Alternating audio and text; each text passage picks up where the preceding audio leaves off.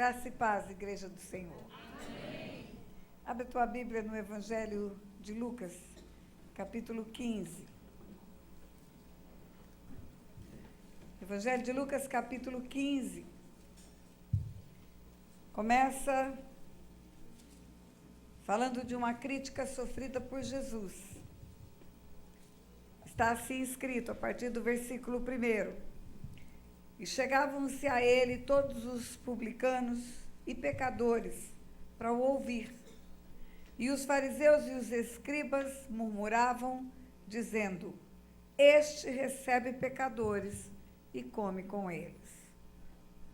Jesus, então, estava junto com o seu povo, praticava os costumes do judaísmo, ia às sinagogas, estava envolvido e comprometido com coisas do reino de Deus, era alguém que ministrava, recebido como mestre, não tinha nenhum problema quando ele se apresentava como mestre. Os fariseus, os doutores da lei, se reuniam para ouvi-lo ensinar. Não tinha nenhum problema também quando apresentava-se como profeta. O inferno só se levantava.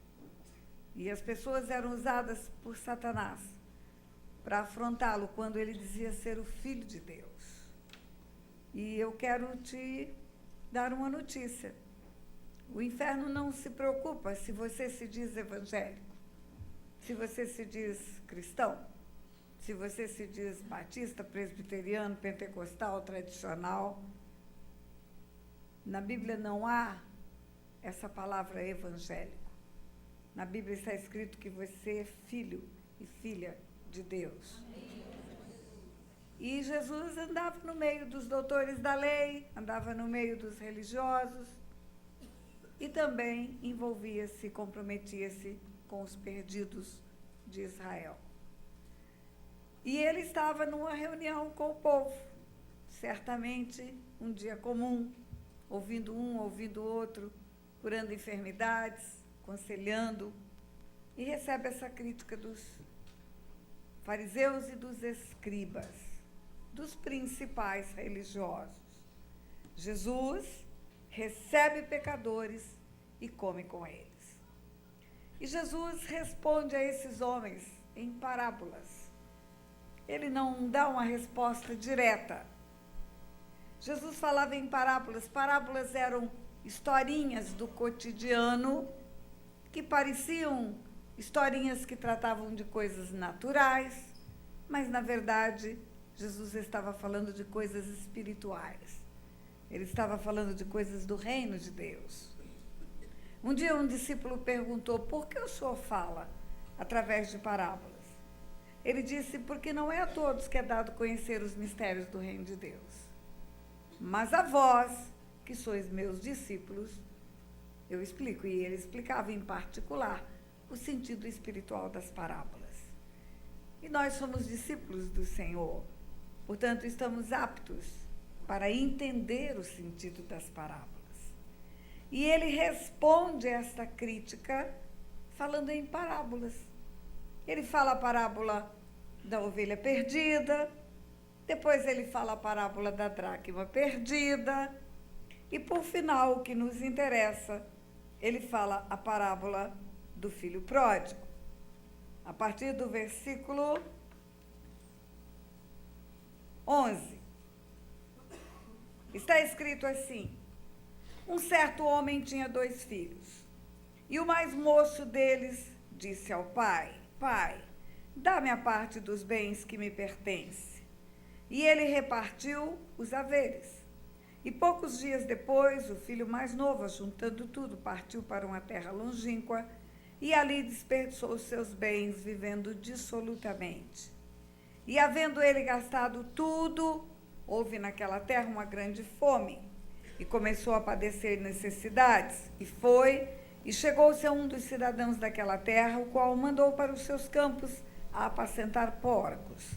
E desejava encher o seu estômago com as bolotas que os porcos comiam, e ninguém lhe dava nada.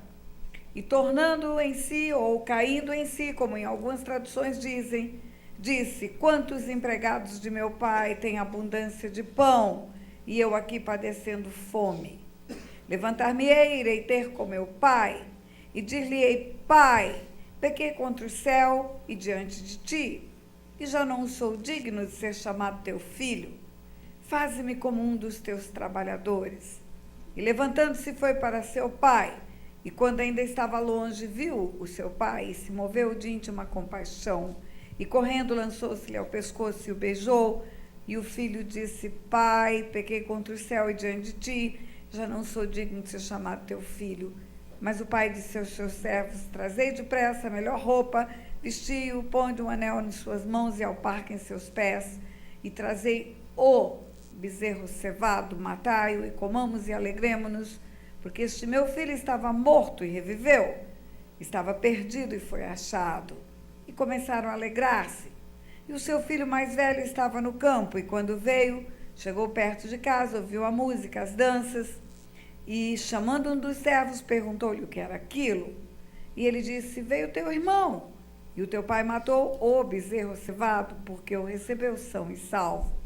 Mas ele se indignou e não queria entrar.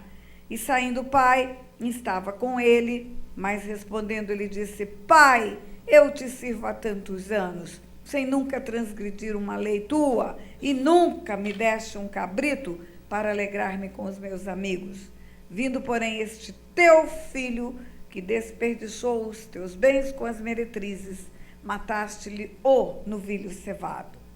E o pai lhes respondeu: Filho, tu estás sempre comigo, e todas as minhas coisas são tuas. Tem uma tradição que diz: tudo que é meu é teu. Mas era justo que alegrássemos e nos regozijássemos, porque este teu irmão estava morto e reviveu, estava perdido e foi achado. Durante muitos e muitos anos, queridos, da minha vida, e eu tenho mais de 50 anos de vida cristã, eu li essa parábola e eu achava que essa parábola foi escrita para falar do filho pródigo, para falar do filho que foi embora e que precisava se arrepender e voltar para casa. Mas, na verdade, essa parábola é uma resposta de Jesus aos fariseus. Essa parábola, ela fala para homens de coração duros, homens que não foram capazes de ter misericórdia pelo perdido. E Jesus, nessa parábola, ele retrata dois filhos, sim. Ele fala do filho que foi viver dissolutamente. Isso nos ensina alguma coisa. O filho pede para o pai: me dá parte da minha herança, me dá o que me cabe. E o pai reparte. Repartir significa parte e parte. Repartiu os haveres, deu para um e deu para o outro. E o mais novo pegou a sua parte e foi embora. E a parte que restou, que era do outro filho mais velho, ficou. E o filho mais velho ficou com a sua parte, ficou com seu pai. E o filho mais novo foi viver longe do pai, e acabou acontecendo o que acontece com qualquer um que pensa viver fora da presença de Deus, que pensa que é possível viver sem Deus. Começou a experimentar toda a ação do mal na sua vida, porque não tem zona neutra no mundo espiritual. Ou estamos sob a jurisdição da luz, aonde Jesus reina, ou estamos sob a jurisdição das trevas, aonde Satanás reina. E separados de Deus, nós estamos expostos à ação daquele que mata, rouba e destrói, e sabe fazer isso muito bem. Então, para avaliarmos a nossa vida, nós devemos olhar para os frutos que estamos colhendo. Jesus diz: o ladrão não vem senão somente para matar, roubar e destruir. Mas eu vim, isso é Jesus quem fala, mas eu vim para que tenham vida e a tenham em abundância. Vou repetir: o ladrão não vem senão somente para matar, roubar e destruir. Mas eu vim para que tenham vida e a tenham em abundância. E quando colhemos frutos de vida abundante, nós podemos facilmente identificar quem está no governo: aquele que dá vida abundante. E quando colhemos frutos de morte, roubo e destruição, quem está no governo não é o Senhor. Todas as vezes que alguém acha que pode viver independente de Deus, que pode conduzir a sua vida de uma forma contrária à vontade de Deus, mais cedo ou mais tarde, vai entrar num beco sem saída, porque um abismo chama outro abismo. No reino das trevas ou no império das trevas, a tendência é uma decadência crescente na vida de uma pessoa. Vai mais fundo, vai mais fundo, vai mais fundo. Algumas caem em si. E foi o que aconteceu com esse filho que foi viver dissolutamente. Foi embora, experimentou perdas sucessivas, experimentou lugar de sofrimento, e um dia ele cai em si, ele diz: voltarei para a casa do meu pai. E ele pensa: talvez eu não consiga voltar para a mesma posição. Talvez eu tenha que ser tratado como um dos empregados. Eu vou perder a condição de filho, eu vou ser tão somente servo. E ele volta. E ele vem ensaiando um discurso na sua volta. Quando eu chegar, vou dizer: pai, não sou digno de ser chamado teu filho. Trata-me como um dos teus trabalhadores. Trata-me como servo. Trata-me como servo, mas me deixa ficar na tua casa. E ele vem ensaiando esse discurso pelo caminho. Pai, eu não sou digno de ser chamado teu filho, trata-me como um dos teus trabalhadores. Pai, eu não sou digno de ser chamado teu filho, trata-me como um dos teus trabalhadores. Mas quando ele chega, que ele fala a primeira parte do discurso, pai, eu não sou digno de ser chamado teu filho. Ah, mas ele diz algo antes. Ele diz: pequei contra o céu e diante de ti, e eu não sou digno de ser chamado teu filho. Pequei contra o céu é um reconhecimento da transgressão ao que Deus diz para não fazer e foi feito. É o arrependimento genuíno, igreja. Arrependimento é diferente de remorso. No remorso, o homem está preocupado com a sua reputação, com as consequências colaterais do pecado, quem ele feriu, quem ele ofendeu. Está preocupado com a sua reputação, o seu nome. Mas no arrependimento ele tem uma preocupação: o que ele fez com o coração de Deus. Davi, quando foi confrontado no seu adultério, ele fala: pequei contra o Senhor. Ele não está preocupado com Batseba, ele não está preocupado com Urias, ele não está preocupado com os súditos, com o que vão pensar do grande rei de Israel. Ele está preocupado com o coração de Deus. Assim foi esse rapaz. Ele não está preocupado com o dinheiro. E agora? Perdi tudo, o que farei? Ele não está preocupado com o que os empregados que o serviam vão dizer se ele se tornar apenas um empregado da casa. Ele não está preocupado com ninguém. Na verdade, ele está preocupado com um só, com o coração de Deus. E ele volta e ele diz, cai em si, diz: pequei contra o céu e diante de ti. Antes que ele termine a frase, que continuaria dizendo: não sou digno de ser chamado teu filho, trata-me como um dos teus trabalhadores. Ele tem uma tremenda restituição. O pai, na hora, chama os servos, mostrando que aquele era o seu filho, que continuava na posição de filho, que merecia ser tratado como filho. E ele restitui a honra, restitui a autoridade, restitui a dignidade. E ele diz para os servos: matai o novilho cevado. Queridos, o não é um. Um é artigo indefinido. Vai lá, meu empregado, escolhe um bom novilho para o churrasco. Não é isso. Quando meu filho foi, eu separei um determinado novilho, coloquei na engorda, porque esse novilho, o novilho, vai ser o novilho da festa da volta do meu filho, porque o meu filho vai voltar. e eu vou engordar para cevar este novilho, para fazer a festa do meu filho. E quando esse filho volta, isso é um sinal do coração do pai ardendo pela volta do filho. Quantas vezes aquele pai olhou para aquela estrada e ficou esperando esse menino cair em si e voltar para a casa do pai? Quantas vezes aquele pai chorou de saudade?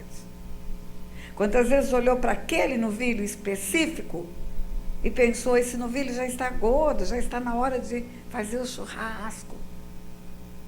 E quando esse filho volta, tem uma festa. A Bíblia fala que tem festa no céu quando um pecador se arrepende. A Bíblia fala que há um regozijo no coração de Deus quando um pecador se arrepende. O inferno não foi preparado para os homens. O inferno foi preparado para Satanás e seus demônios, anjos rebeldes.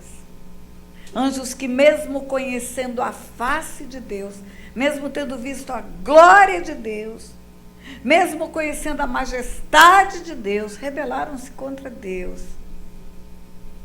Para eles não tem mais retorno. E para eles foi preparado um lugar de um lago de fogo de enxofre. Agora eles relutam em ir para lá sozinhos. Eles querem levar homens com eles. E eles sabem qual é a fórmula para perder o lugar junto de Deus. Porque um dia eles perderam esse lugar. Como que alguém perde a presença de Deus? Rebelando-se contra Deus. Fomos expulsos. Fomos condenados a um lago de fogo de enxofre por toda a eternidade.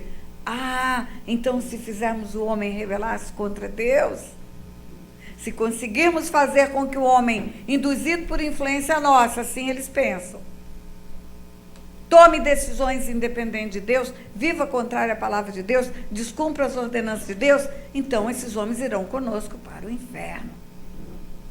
E eu creio no que eu vou te dizer.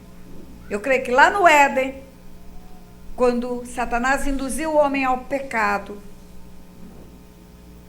ele cria que haveria para o homem uma condenação eterna imediata, como houve com ele no céu.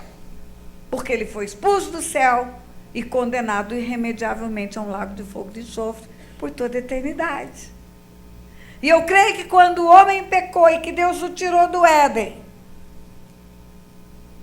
Satanás e os seus liderados deram saltos de alegria, dizendo, a primeira parte já aconteceu. Ele expulsou da presença dele, igual nos expulsou do céu. E ficaram aguardando a segunda parte. Porque a segunda parte era uma condenação irrecorrível. Um lago de fogo e de enxofre por toda a eternidade. E ficaram esperando Deus dizer, agora Deus vai dizer. Não pode ficar perto de mim e vai ter que ir para um lago de fogo e de enxofre por toda a eternidade. Ah, mas qual não foi a surpresa do inferno? Quando a segunda parte não foi uma condenação eterna. A segunda parte foi uma frase que repercutiu no universo. Da barriga da mulher vai nascer aquele que pisará a cabeça da serpente. A profecia do Messias. A profecia da redenção da humanidade. Vai nascer um encarnado como homem para ir para a cruz, para receber em si a condenação de todos os homens, para que ninguém precise ir para o inferno. Vai nascer um remidor, vai nascer um redentor. E esse redentor estava na terra naqueles dias. E ele está falando para aqueles homens que na parábola representam o outro filho. Ele está dizendo, vocês estão na casa do Pai, mas vocês não agem como filhos. Porque o filho mais velho, que não foi viver dissolutamente, não fala a palavra pai nenhuma vez. E nem fala com o pai. Enquanto o filho pródigo, arrependido, volta e fala a palavra pai 5 vezes. Voltarei para a casa do meu pai e direi: pai, eu não sou digno de ser chamado teu filho. Pai, trata-me como um dos teus trabalhadores. E fala pai, pai, pai, pai. O filho que está em casa não fala pai. Ele chega brabo porque está escutando uma festa e ele fala com os empregados: o que está acontecendo nessa casa? E os empregados respondem: é teu irmão. O teu irmão voltou salvo, voltou com vida, e o teu pai matou o novilho cevado. E ele fica bravo por causa disso. E ele vai conversar com o pai. E ele fala: eu te sirvo há tantos anos e você nunca me deu nenhum cabrito para comemorar com os meus amigos. A resposta do pai para ele é: filho, tudo que é meu é teu. Filho, mas ele não falou pai, porque ele não se sente filho. Porque ele está na casa do pai, mas ele se sente servo. Ele diz: eu te sirvo há tantos anos. Ele tem uma relação de serviço com o pai. Ele não tem uma relação de filiação com o pai. E porque ele é servo, ele não se sente herdeiro. Herança é para filho, herança não é para servo. Lá em casa eu tenho filhos e servos. Léo e Simone são os filhos, Raimundo e a Ana Cláudia são os servos. Eles têm espaço na nossa vida, os servos, são bênçãos de Deus na nossa vida, são instrumentos de Deus para cuidar do que é nosso. Nós passamos a maior parte do tempo viajando e pregando, mas eles não são herdeiros. Herdeiros, Léo e Simone. Eles também não têm intimidade conosco. Seu Raimundo caseiro está conosco há 30 anos. Ele tem limites de intimidade. Quando chegamos de viagem, nossa casa tem 2 andares. O seu Raimundo sobe até metade da escada que dá para os quartos. E ele só pode subir até chegar lá em cima, onde são os quartos, o lugar de escritório e os aposentos, e dormir, quando a gente diz pode subir. Do meio da escada, ele fala: Dona Antônia, isso é quase uma pergunta: posso continuar subindo? Se ele pode, eu digo: suba, seu Raimundo. Se ele não pode, eu digo: daqui a pouco eu lhe chamo. Seu Raimundo abre o frigobar que tem lá no 2º andar, para a gente ficar descendo para a geladeira na cozinha. Tem um frigobar pequeno no 2º andar. Seu Raimundo abre para limpar, para trocar os iogurtes, os sucos de fruta, as águas de coco que tem lá dentro. O meu filho, Leonardo, ele não precisa, no meio da escada, perguntar se ele pode continuar a subir. Ele é folgado como qualquer filho. Quando a gente vê, ele está dentro do quarto da gente. Ele não abre o frigobar para limpar nem para guardar nada. Ele abre para beber e comer tudo que eu tenho lá dentro. É filho. É filho. Simone, nossa filha, é também pequena como eu, mais magrinha, claro. Mas a gente ainda pode usar algumas coisas em comum. É uma bijuteria, é um lenço, é uma bolsa. A Ana Cláudia limpa as coisas e guarda as coisas. A Simone cata as coisas e usa as coisas. É diferente, sabe por quê? Porque é filha. Servo não é a mesma coisa que filho. Sabe o que está escrito em Gálatas 4:4? Vindo a plenitude dos tempos, Deus enviou o seu filho, nascido de mulher, nascido sob a lei, para resgatar os que estavam debaixo da lei. E, porque vós sois filhos, Deus enviou ao vosso coração o espírito do Filho, que clama, Abba, Pai.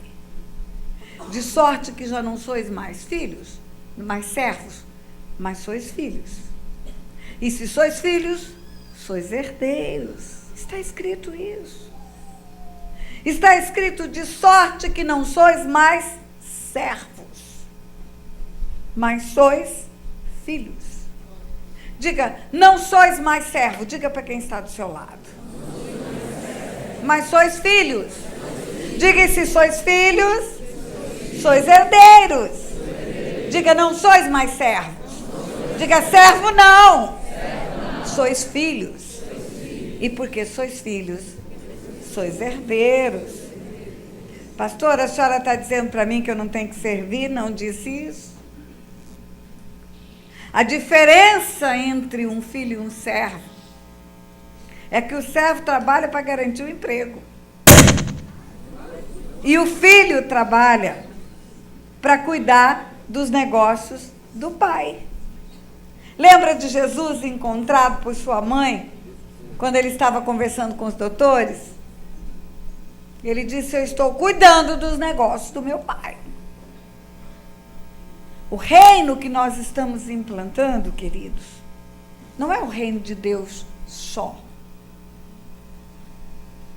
Jesus um dia falou, ao Pai agradou vos dar o reino.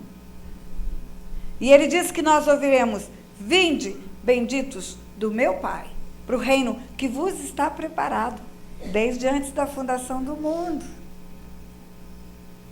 E também está escrito na carta aos Efésios, que antes da fundação do mundo, ele nos abençoou com toda sorte de bênçãos espirituais. Ele nos preparou algo antes da fundação do mundo.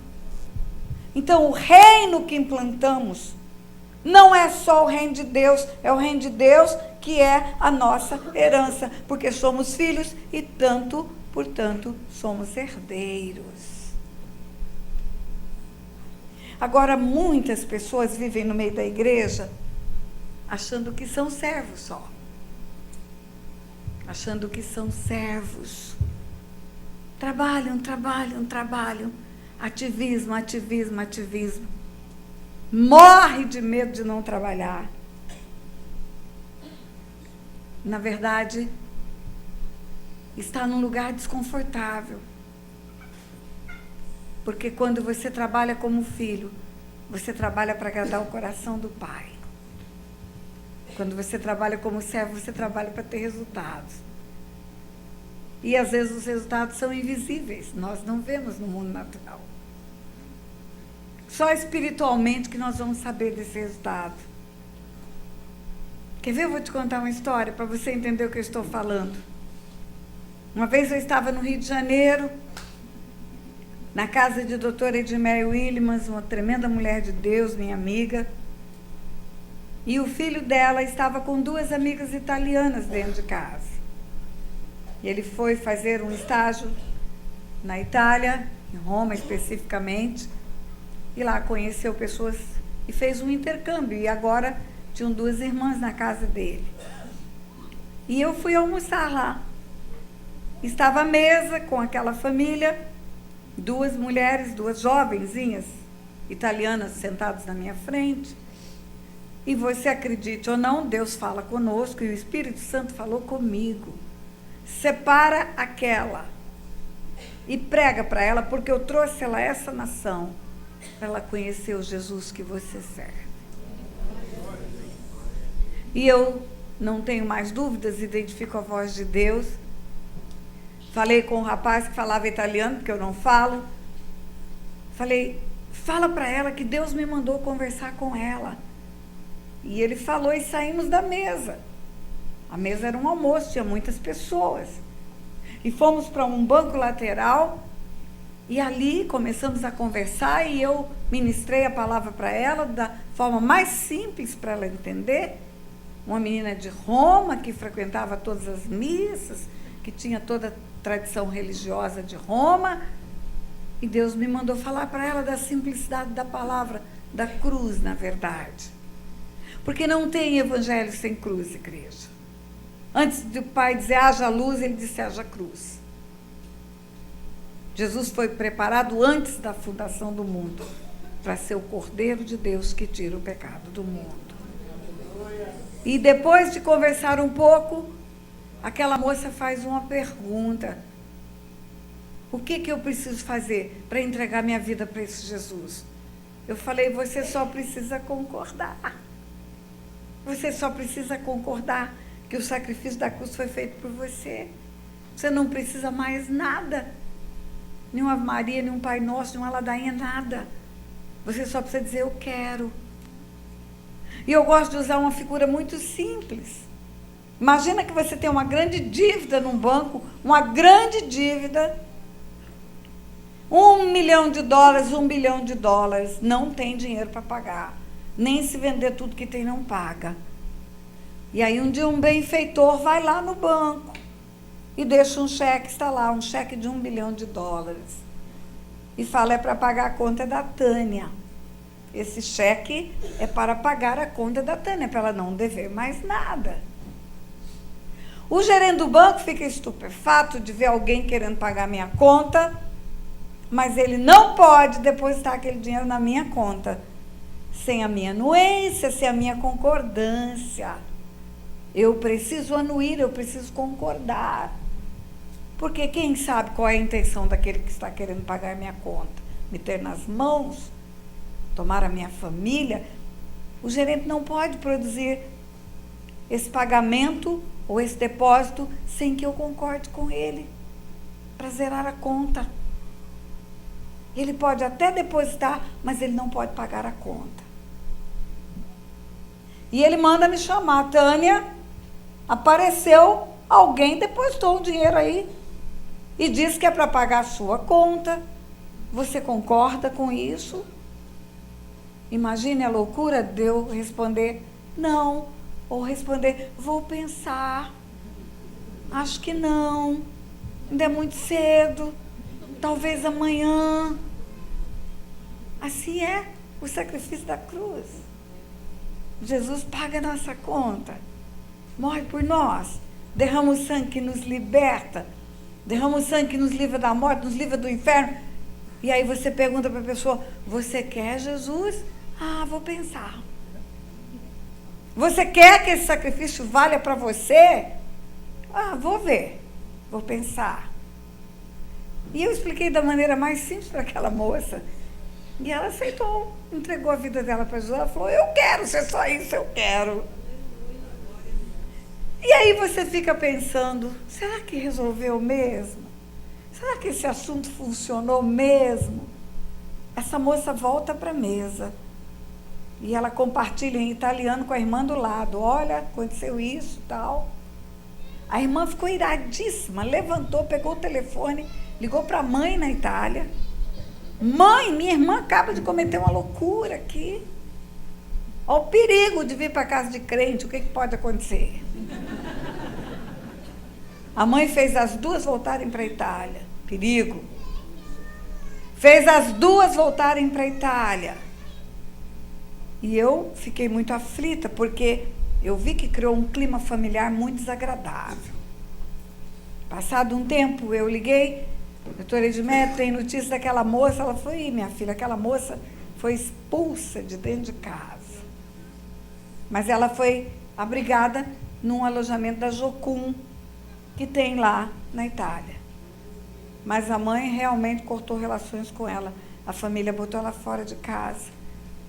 E aí eu falei: mais um motivo de intercessão por essa moça que Deus trouxe para o Brasil para no almoço escutar falar do sacrifício da cruz. E agora essa moça volta e enfrenta uma rejeição familiar. E ora por essa moça, ora por essa moça.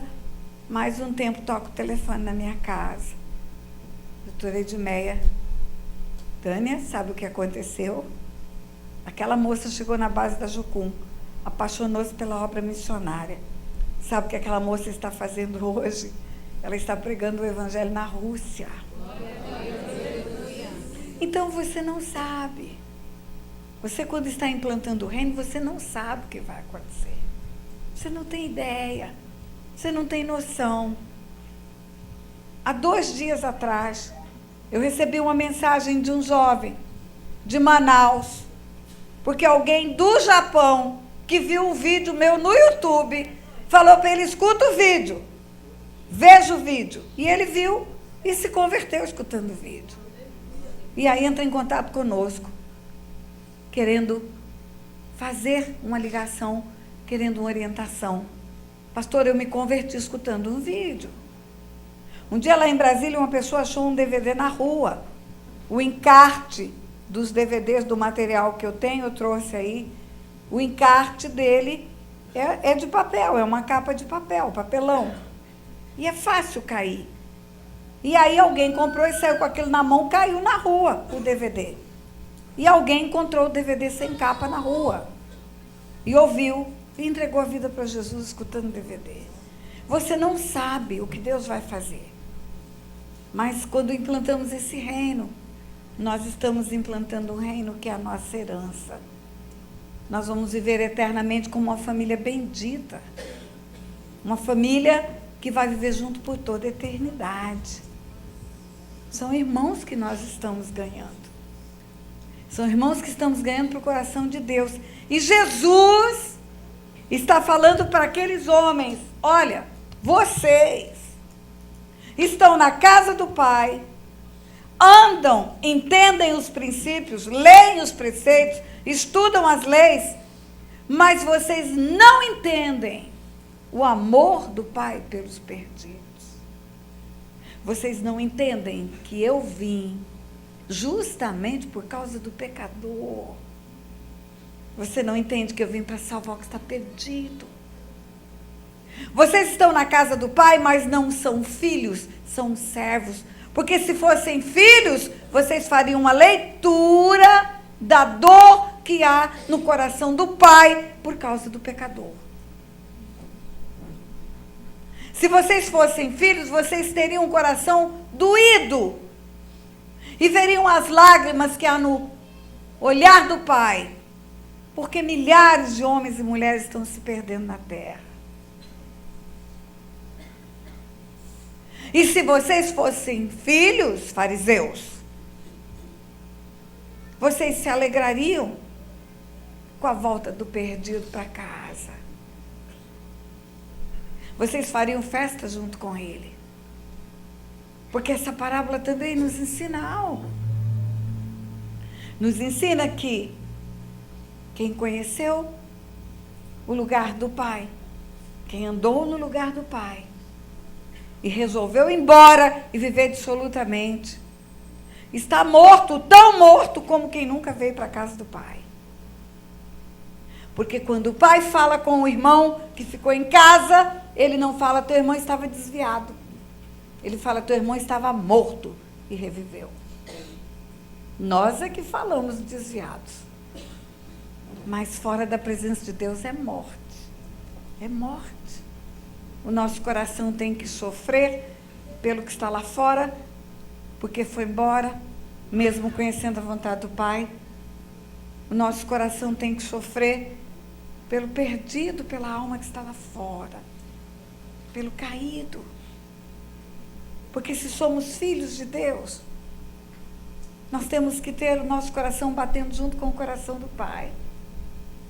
E o Pai sofre pelo pecador. Pecado é condenado pelo Pai, mas o pecador precisa ser salvo pelo Pai. Eu vou te contar uma outra história. Eu gosto de histórias. Lá na Itália mesmo. Um jovem que saiu daqui do Brasil e foi ser travesti na Itália. E aquele moço botou todos os silicones em todos os lugares, alongou o cabelo, fez depilação a laser e virou uma mulher, aparentemente uma mulher. E estava na prostituição, em Milão. E chega naquele lugar de prostituição, um abismo chama outro abismo, vai viver dissolutamente, vai comer a bolota dos porcos mesmo, adoece, não suporta o inverno da Europa, fica doente, e doente não quer ir para a noite se prostituir, mas o homem que controla o ambiente da prostituição exige que ele vá, mesmo doente, mesmo com febre de 40 graus.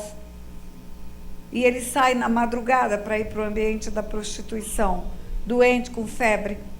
E ele passa de frente de um grupo de brasileiros numa igreja.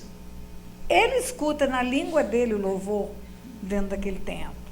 Estavam fazendo uma vigília, uma igreja em Milão fazendo uma vigília. E ele escuta os cânticos. E ele entra naquele lugar. Ele pensa, aí pelo menos tem aquecimento. E como é uma igreja, não vão me chutar para fora. E é uma mulher prostituta que entra. A saia desse tamaninho, o decote no umbigo, toda produzida. E entra naquele lugar. Todo mundo olha e vê uma mulher. E senta lá atrás e escuta os louvores, as orações, as pregações. Como foi uma vigília, demorou a beça, o tempo suficiente para o Espírito Santo de Deus trabalhar na vida dele. E a hora que o pastor faz o convite, quem quer que Jesus pague a sua conta, ele vem à frente. E todo mundo se alegrou porque a prostituta se converteu. Aí depois, quando vai fazer aquelas anotações do endereço, do pedido de oração, ele fala, pastor, eu não sou ela, eu sou ele. Meu nome é tal e a minha história é tal. Eu sou um travesti, pastor. E agora, pastor, eu não tenho onde ficar. Porque a casa que eu moro é o prostíbulo. E se eu voltar para lá, hoje ainda eu tenho que me prostituir. Porque é regra da casa. Só come e dorme naquele lugar quem se prostitui. Pastor, não tem um lugar para eu dormir aqui na igreja? Pastor chama lá uma irmãzinha que um filho casou, desocupou um quarto em casa. Explica para ela, minha irmã, esse rapaz que não é uma moça, não tem onde dormir. E a mulher fala, eu levo para casa. E no dia seguinte o pastor está lá com um grupo de diáconos, levando camisas, roupas enormes, porque 300 ml de silicone no seio tem que esconder debaixo de camisetas e blusões. E levam as roupas de homem, alguém vai lá para tirar os apliques do cabelo, e alguém vai lá para arrancar as unhas postiças. E esse rapaz fica na igreja, daqui a pouco ele, pastor, me arruma trabalho, eu quero trabalhar na casa dos irmãos mesmo. Eu limpo casa, eu faço qualquer negócio. Porque eu quero juntar dinheiro, pastor, para tirar todo esse silicone que está no meu corpo. Fazer cirurgia para retirada. O pastor faz uma campanha na igreja. E arruma dinheiro para tirar todo o silicone daquele moço. E hoje você olha para aquele moço, só se ele contar a história dele, que você vai acreditar que era uma mulher. Está aí na internet, pastor Joide Miranda. Pastor Joide, guarda esse nome, mesma história. Travesti. Mulher, para todos os efeitos, mas homem no seu nascimento. Pastor Joide conta, ele é meu amigo, ele conta que em todo lugar que ele chegava, ele era discriminado, em todo lugar era discriminado, porque era exagerada a sua maneira de vestir, de andar, de falar, de sentar, até que ele chegou numa igreja em Cuiabá. E ele ficou lá no meio do povo, e ele pensando que todo mundo está pensando que ele é uma mulher. E aí, na hora de ir embora, a pastora na porta, olha bem no olho dele e fala, meu filho, se você precisar de ajuda, conta comigo. Eu posso te ajudar. Ele falou, ali Jesus me quebrou. Porque aquela mulher, sabendo que eu não era quem eu parecia ser, ela me tratou com amor e com respeito todos os dias que eu pisei naquela igreja. Sabe o que eu estou dizendo para você, querido, querida? A igreja do Senhor desse tempo, ela não vai crescer porque os filhos se converteram. Porque os filhos se casaram, os netos se converteram. Ela vai crescer porque o mundo pecador está se rendendo a Jesus. Há um prognóstico nessa nação que na década de 2020 nós seremos maioria na nação. E eu creio nisso, porque no recenseamento de 2000 éramos só 7%. No recenseamento de 2010 éramos 19%. De 7 para 19 é mais que o dobro. Hoje somos 23, 24. Para dobrar, basta 10 anos. E dobrando, seremos a maioria. Mas isso também significa, sabe o quê? Que a metade do que será a igreja daqui a 10 anos está lá no mundo. E vai entrar por aquela porta cheia de piercing. Vai entrar por aquela porta cheia de tatuagem. Vai entrar por aquela porta vestido de travesti. Vai entrar por aquela porta com todas as marcas do mundo e do pecado. E vai haver festa no céu o dia que isso acontecer. E nós vamos reagir como? Nós vamos nos alegrar? Ou vamos torcer o nariz? Porque está chegando alguém tão diferente de nós. Nós vamos nos alegrar com a conversão daqueles que estão afundados na homossexualidade, na prostituição, no crack? Ou nós vamos arrebitar o nariz como fariseus? Jesus está dizendo para esses fariseus: olha, vocês não estão entendendo. Vocês não estão entendendo. O reino de Deus só foi trazido à terra para resgatar o perdido, o pecador. Ele não foi trazido para outra coisa. Ele só foi trazido à terra para curar, salvar e libertar. Curar, salvar e libertar. Ele só foi trazido à terra porque o Pai ama o mundo de tal maneira que me enviou para cá. E esse vai ser o grande desafio nosso, igreja. Nós vamos ter que aprender a olhar para essas pessoas, amando essas pessoas profundamente. Você sabe o que o inferno tem feito? O que Satanás tem feito? Satanás tem feito que eles tenham uma atitude. E nós precisamos entender, porque é espiritual isso. A luta não é contra a carne e o sangue. Que eles tenham uma atitude para que o nosso coração os rejeite.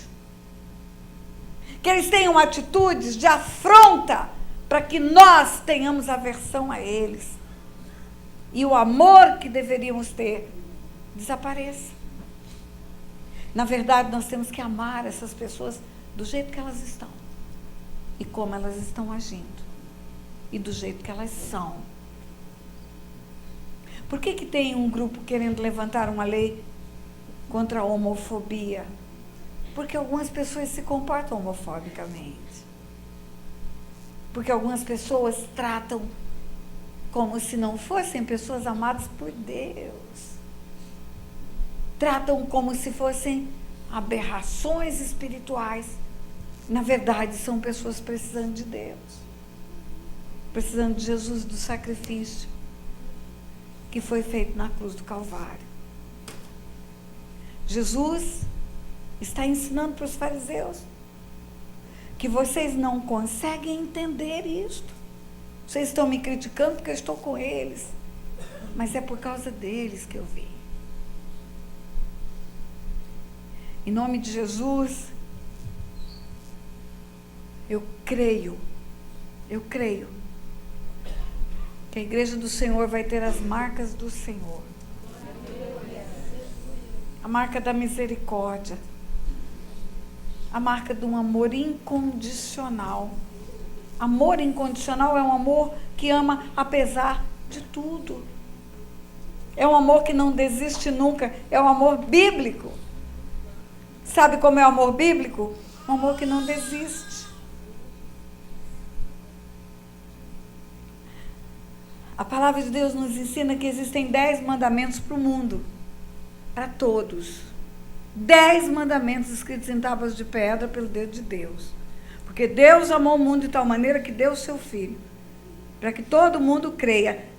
E esses que creem têm um mandamento a mais. Esses que creem, tem mais um, tem 11, não tem 10. Porque um dia Jesus falou, um novo mandamento vos dou, que vos ameis uns aos outros, como eu vos amei. E nisto conhecerão todos, que sois meus discípulos. Você sabe por que eu posso pregar o Evangelho hoje? Por que eu posso falar que eu tenho 50 anos de conversão?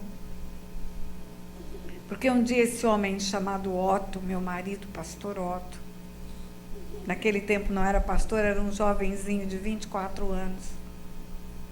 Ele olhou para mim e ele me amou como Deus me amou.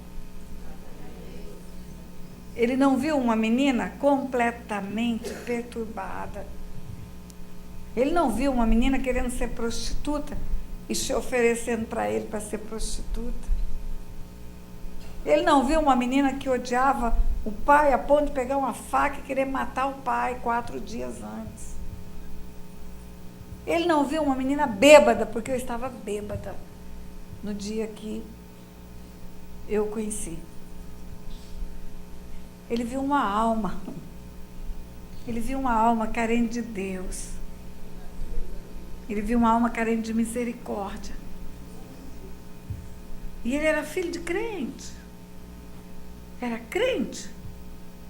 Ele tinha uma mãe que tinha 35 anos de crente e que o ensinou os caminhos do Senhor. Ele podia muito bem arrebitar o nariz e dizer, não me misturo com esse tipo de gente. Mas ele olhou para mim e ele pensou, meu Deus, como essa menina precisa de Jesus. Como essa menina precisa de Jesus. E ele perseverou, e ele lutou, e ele não desistiu, e porque eu não fui abandonada à beira da estrada. Eu estou aqui pregando para você. Eu quero fazer 2 convites para terminar essa palavra. O primeiro convite eu quero fazer para aquele que está fora da presença de Deus, ou porque foi embora um dia tendo vindo e saiu da presença do Pai, ou porque nunca veio, está até agora pensando se vai aceitar que Jesus pague a sua conta. Aquele que nunca disse, eu quero entrar nesse reino, eu quero que ele seja o meu governo, Jesus venha ser o governo da minha vida. Aquele que nunca disse, eu entrego a minha vida para o Senhor, eu quero Jesus como meu Senhor e Salvador. Ou aquele que um dia entregou e foi embora, tomou de volta, morreu, e está precisando reviver. Eu quero fazer um convite, vem para Jesus hoje. Vem para a casa do Pai. O Pai quer fazer uma festa. Tem um novilho cevado, esperando a sua volta. Tem um novilho cevado esperando sua chegada. Vem para a casa do Pai. Vem. Não basta você ser simpatizante do Evangelho, conhecer essa igreja, visitar. É preciso dizer, eu quero isso para a minha vida. Tomar uma atitude pública.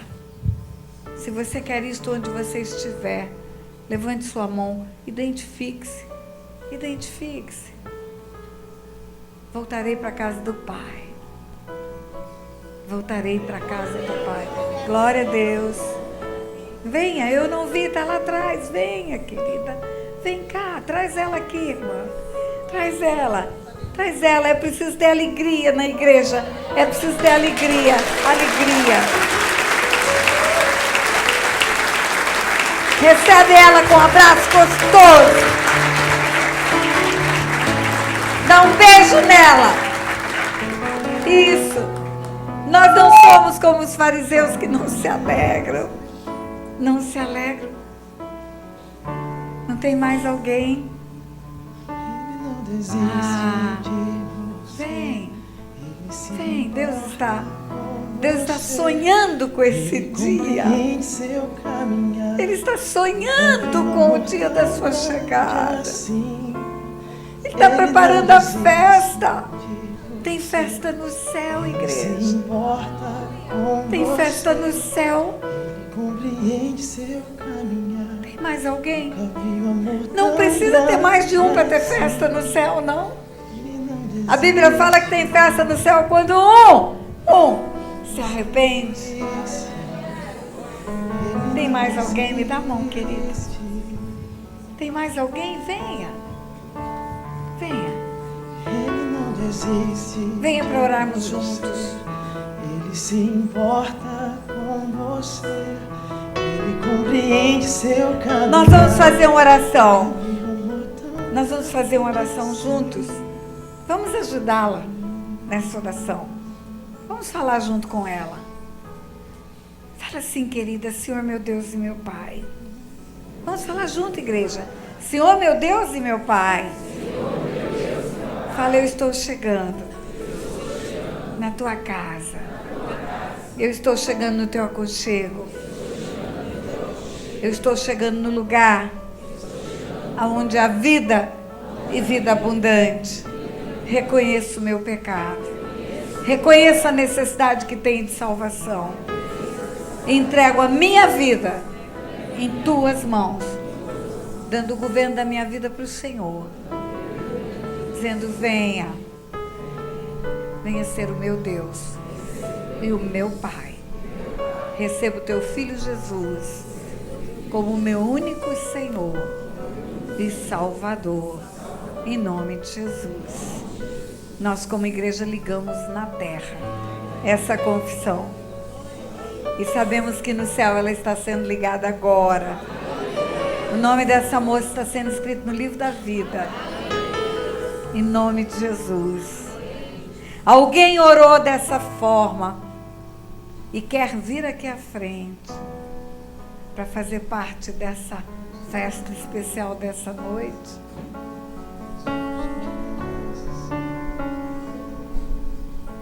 Eu sei que quando o Senhor me incomoda, é porque tem alguém que está com vergonha de ver. Alguém que está tímido aí no seu lugar. Ah, querido, não tenha vergonha de fazer isso. Essa é a decisão mais preciosa na vida de uma pessoa. É a decisão mais importante que uma pessoa tem para tomar. As outras todas são secundárias. Porque é a decisão que vai definir a tua eternidade. A tua eternidade.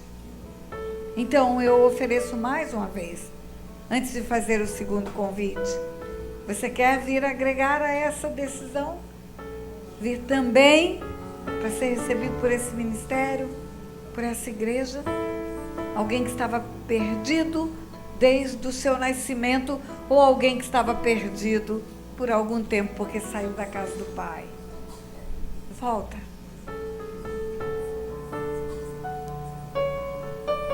Glória a Deus.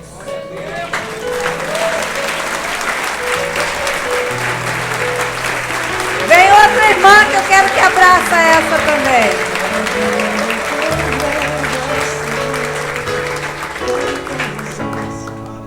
Quando oramos juntos, você repetiu a oração comigo? Repetiu? Glória a Deus.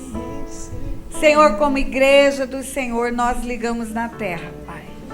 Ligamos na terra a confissão que elas fizeram e pedimos que o Senhor ligue nos céus. Desligamos a vida delas do império das trevas, para que sejam transportadas para o reino do Filho do Teu amor, Pai, nessa noite.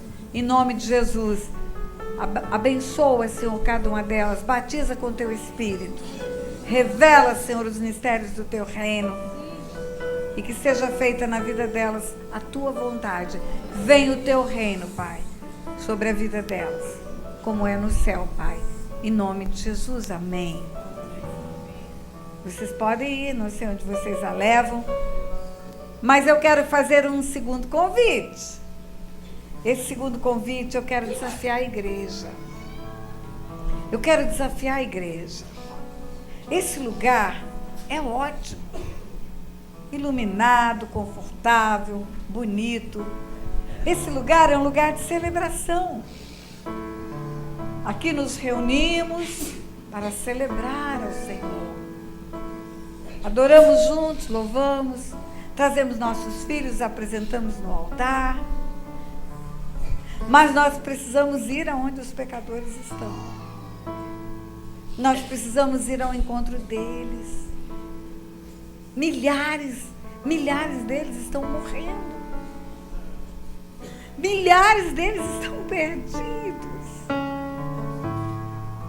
E nós precisamos ir.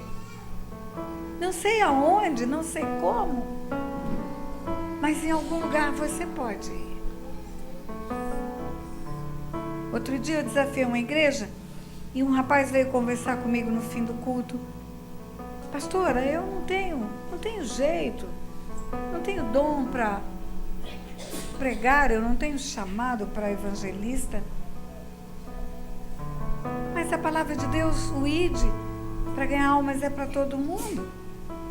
E aí eu falei para ele, o que você gosta de fazer? Eu gosto de jogar futebol. Falei, ótimo. Eu vou te dar uma ideia. Enche o isopor de picolé, vai para o bairro mais pobre da cidade. Quando passar os meninos, você fala, quer um picolé? Ele vai falar, não tem dinheiro. Você fala, Jesus mandou te dar o picolé. E dá o picolé para ele. Depois de você dar picolé umas 3 vezes, a hora que você chegar lá, esses meninos todos vão te rodear.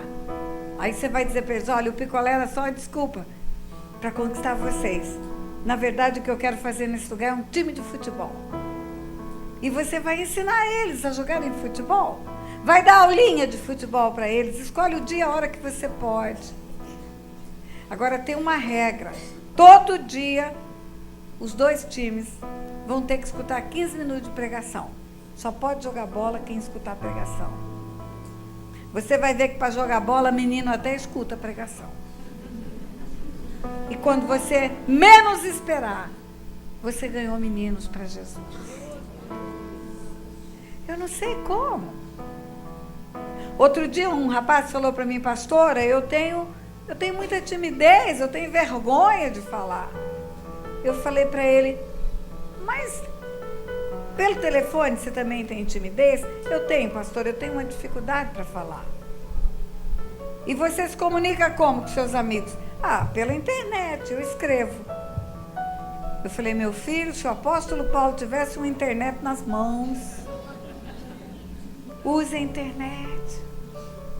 Use o que você tiver nas mãos, mas vai alcançar perdidos, vai alcançar caídos, vai alcançar pessoas que precisam ouvir a palavra.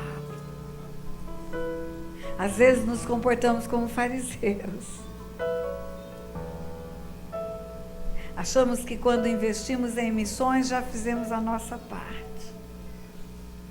Quantas pessoas você ganhou para o Senhor neste ano? Estamos no mês de outubro. Quantas almas você pode apresentar ao Senhor nesse ano que eu ganhei? Senhor, eu ganhei essas almas para o Senhor. Não me responda, mas eu te desafio a não terminar este ano sem que você se meta no meio dos pecadores para ganhar alguns deles para Jesus.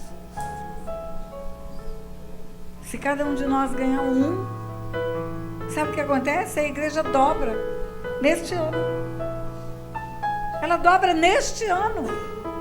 Se cada um de nós ganhar uma alma para Jesus.